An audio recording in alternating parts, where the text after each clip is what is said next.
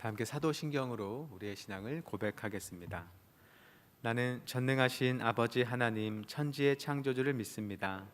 나는 그의 유일하신 아들 우리 주 예수 그리스도를 믿습니다. 그는 성령으로 잉태되어 동정녀 마리아에게서 나시고 본디오 빌라도에게 고난을 받아 십자가에 못 박혀 죽으시고 장사된 지 사흘 만에 죽은 자 가운데서 다시 살아나셨으며 하늘에 오르시어 전능하신 아버지 하나님 우편에 앉아 계시다가 거기로부터 살아있는 자와 죽은 자를 심판하러 오십니다. 나는 성령을 믿으며 거룩한 공교회와 성도의 교제와 죄를 용서받는 것과 몸의 부활과 영생을 믿습니다. 아멘. 함께 찬송가 375장으로 우리 주님을 찬양하겠습니다.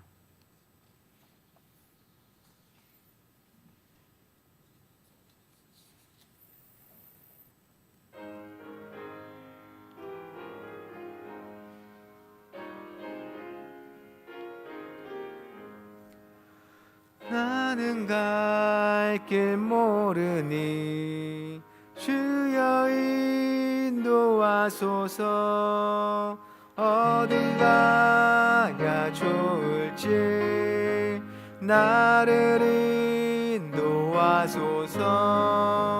어디 가야 좋을지 나를 인도하소서. 아무것도 모르니 나를 가르치소서. 어찌해야 좋을지 나를 가르치소서. 어찌해야 좋을지 나를 가르치소서. 아이같이 어리니 나를 도와주소서. 힘도 없고 약하니 나를 도와주소서. 힘도 없고 약하니 나를 도와주소서. 마음심이 슬프니 나를 위로하소서. 의지 없이 다니니 나를 위로하소서. 의지 없이 다니니 나를 위로하소서. 아멘.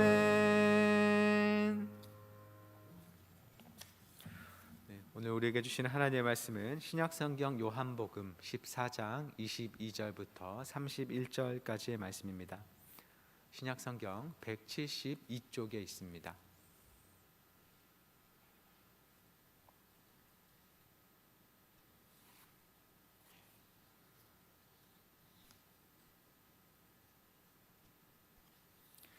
요한복음 14장 22절부터 31절까지의 말씀을 저 여러분이 한 절씩 교독하겠습니다. 가룟빛 아닌 유다가 이르되 주여 어찌하여 자기를 우리에게는 나타내시고 세상에는 아니하려 하시나이까.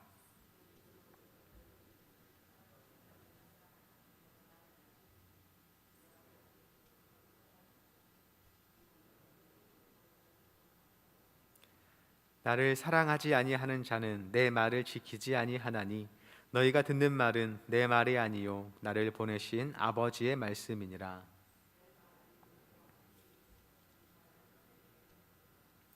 보혜사 곧 아버지께서 내 이름으로 보내실 성령 그가 너희에게 모든 것을 가르치고 내가 너희에게 말한 모든 것을 생각나게 하리라.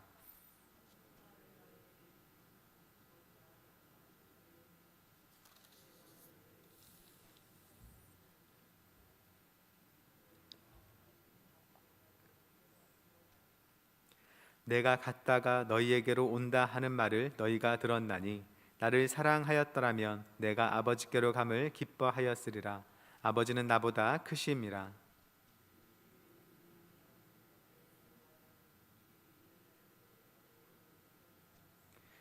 이후에는 내가 너희와 말을 많이 하지 아니하리니 이 세상에 임금이 오겠음이라. 그러나 그는 내게 관계할 것이 없으니 오직 내가 아버지를 사랑하는 것과 아버지께서 명하신 대로 행하는 것을 세상이 알게 하려 함이로라. 일어나라, 여기를 떠나자 하시니라. 아멘.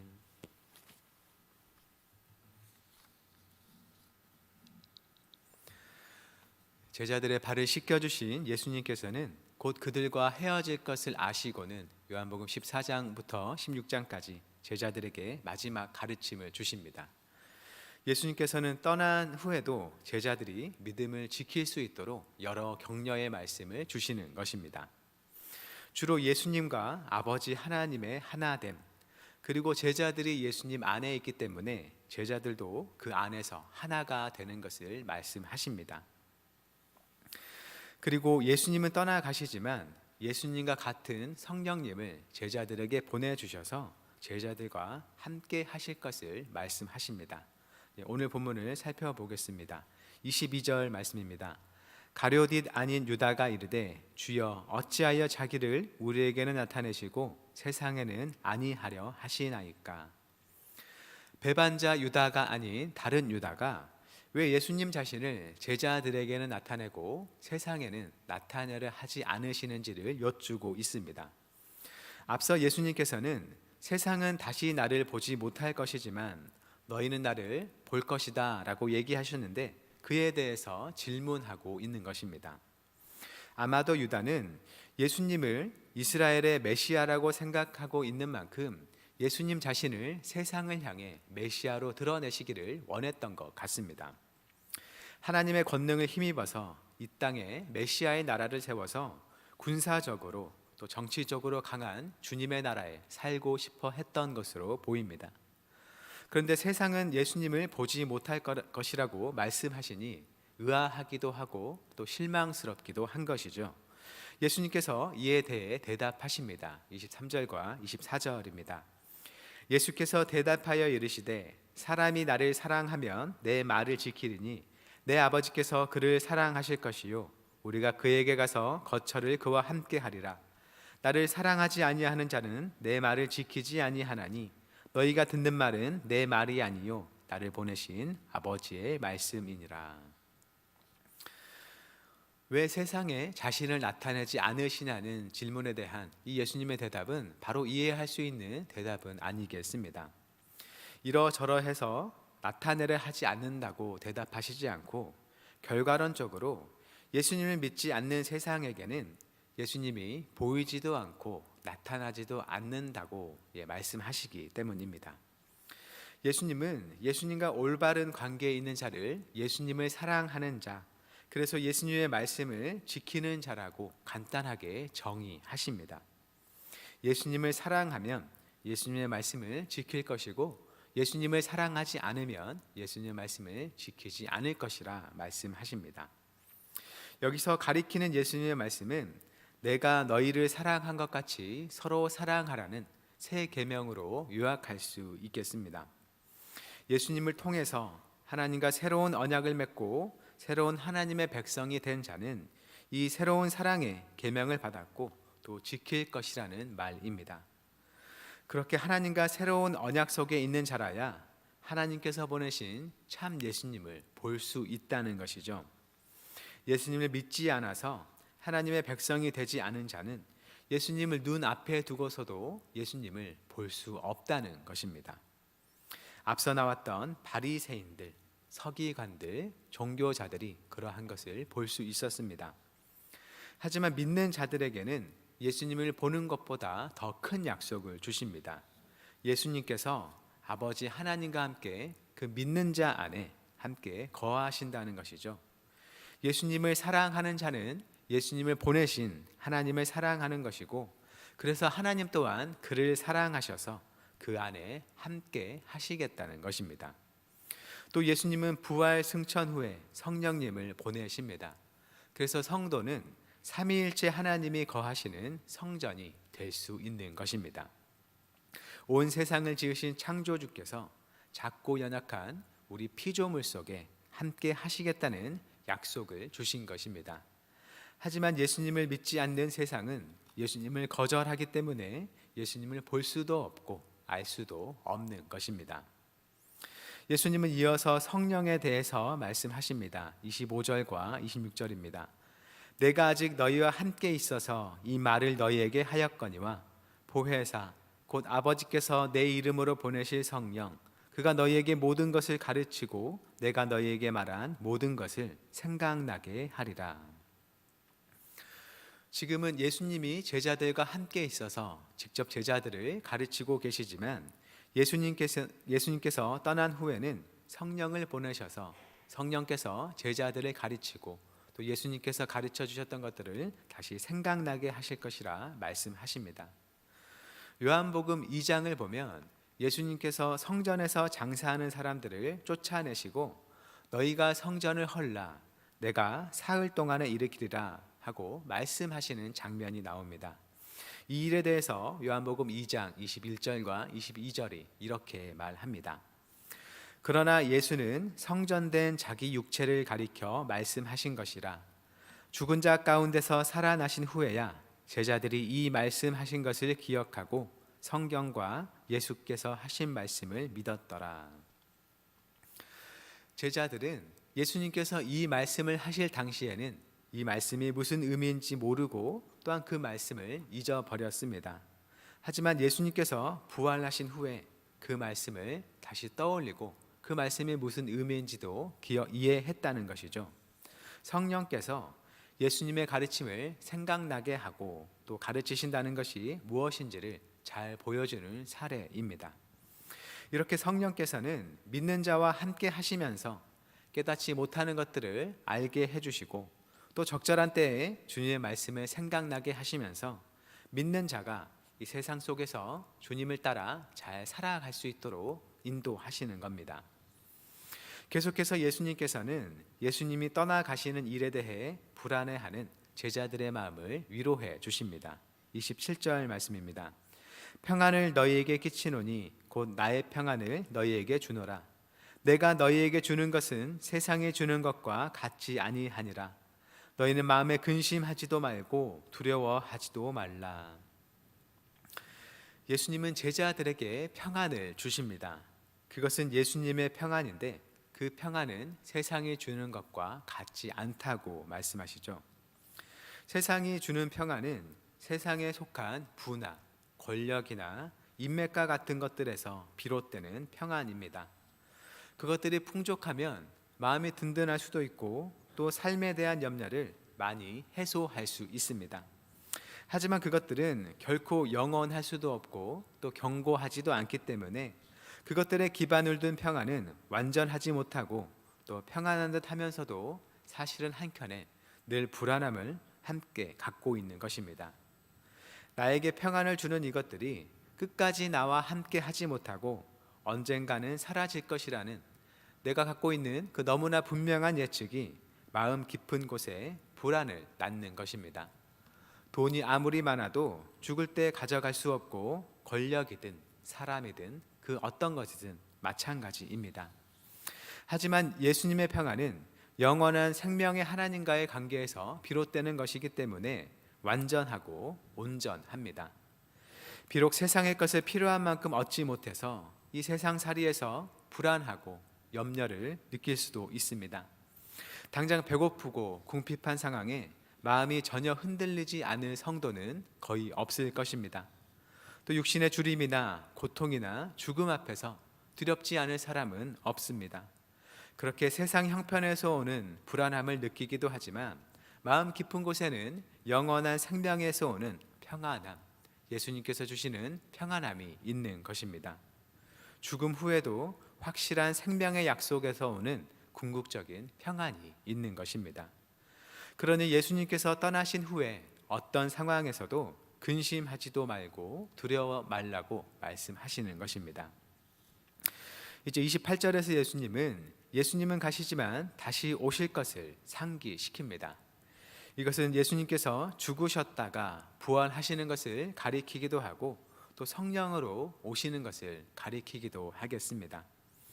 무엇보다 예수님이 가시는 것은 크신 아버지께로 가서 아버지의 뜻을 이루는 것이기 때문에 정말 예수님을 믿고 또 사랑한다면 제자들은 기뻐해야 마땅하다고 말씀하십니다.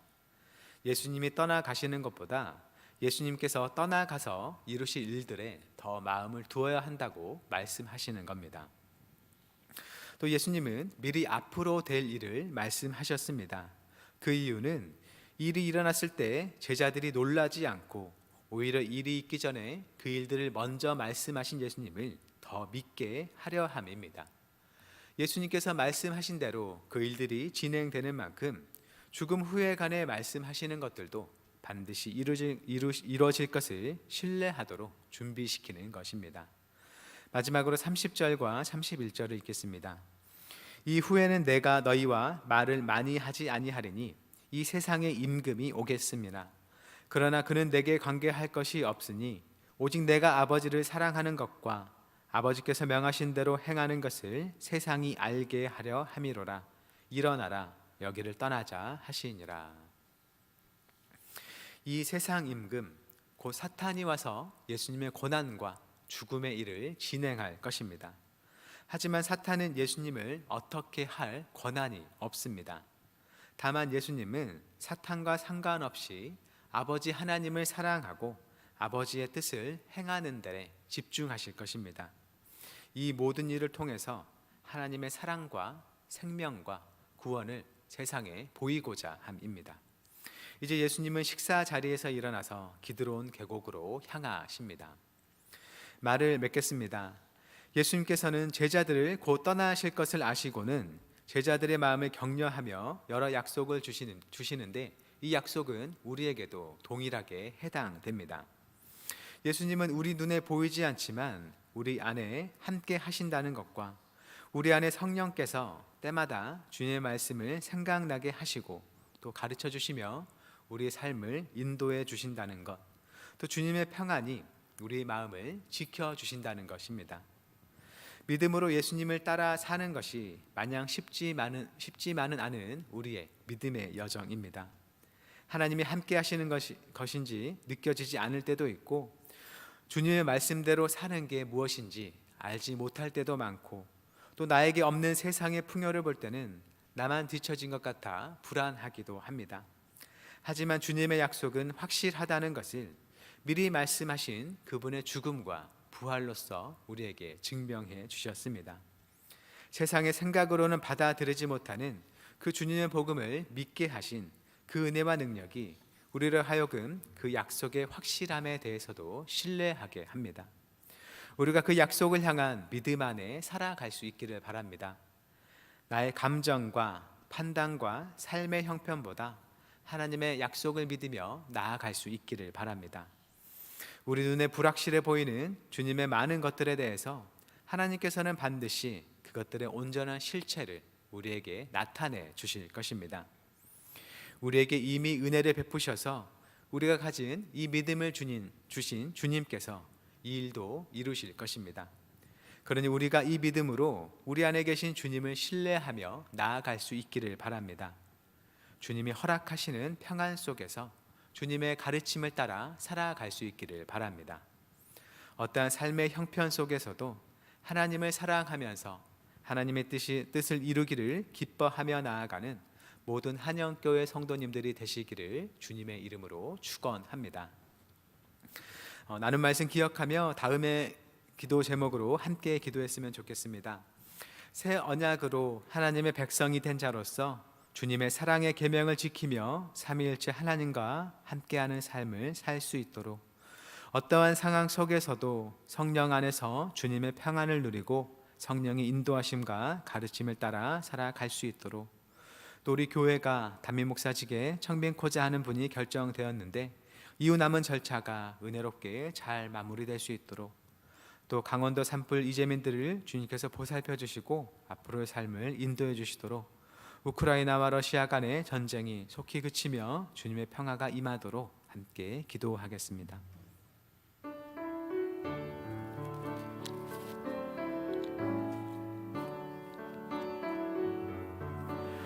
사랑의 하나님, 주님께서 우리에게 행하신 모든 일들 주께서 우리를 위하여 흘리신 십자가의 보혈로 인해 우리가 모든 죄를 용서받고 씻음받고 그 피로 새 언약을 세워 하나님의 새로운 백성이 되었습니다.